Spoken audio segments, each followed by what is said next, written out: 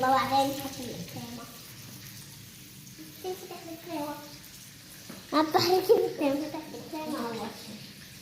الدجاج اللي بدنا نجيب الفطر. شوفوا،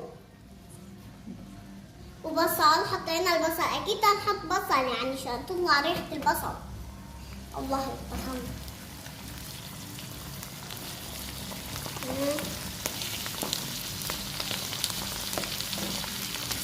بس هيخلص البصل بدنا نحط الكريمة مع الرز. ما بصير نحط الدجاج مع الرز لأنه بعدين بيخرب. لازم نحط الرز مع الدرة.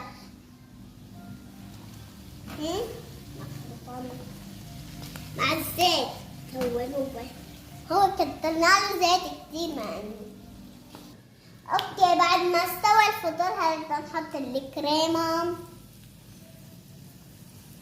بسم الله. اوكي، هلا نفض.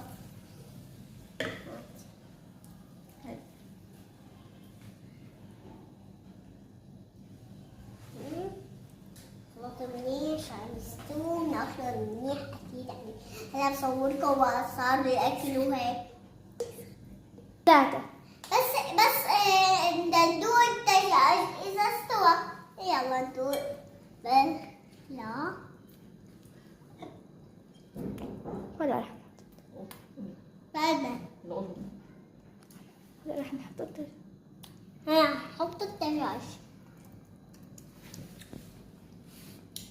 دايكو يا جاي بس شوي ملح وحبة.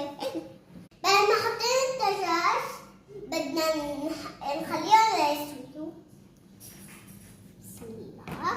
الطاس تحته.